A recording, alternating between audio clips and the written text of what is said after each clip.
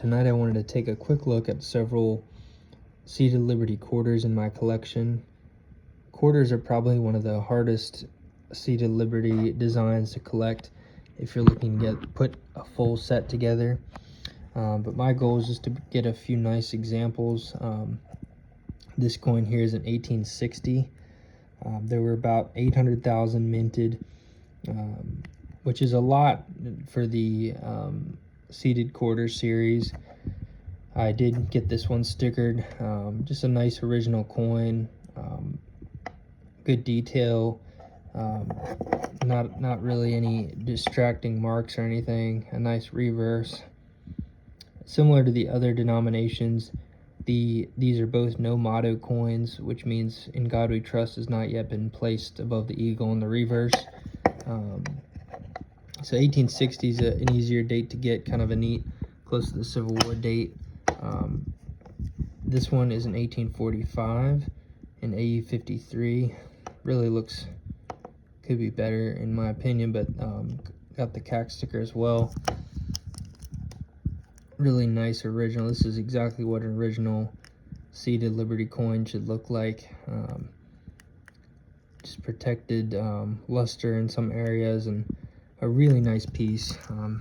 Those are kind of two examples I'll probably keep for a long time, just to show examples of that type. But I mean, you can see some of these mintages, you know, the 60S, 59S, mintages, and then prices. I think San Francisco coin is particularly difficult in the Seated Liberty quarter series.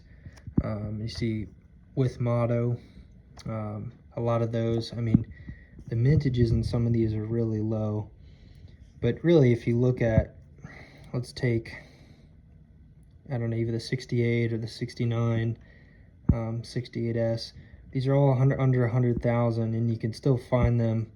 Like the 1870, I don't know if maybe more survived there, but you know, $275 for a VF20, there's only 86,000.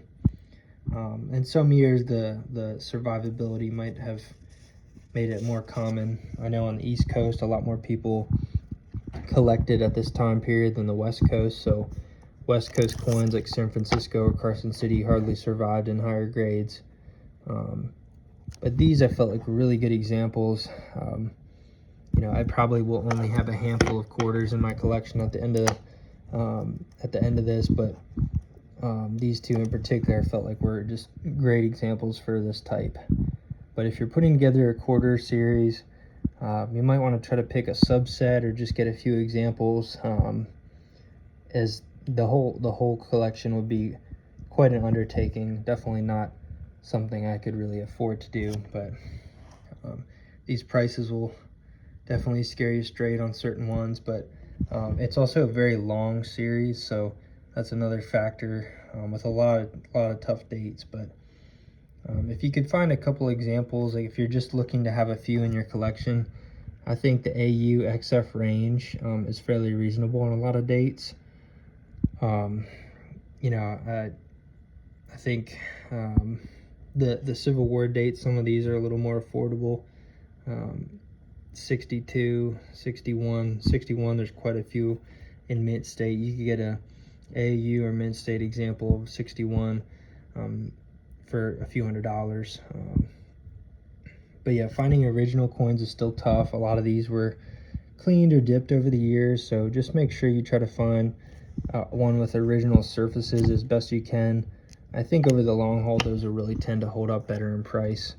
And these coins boast just really good eye appeal.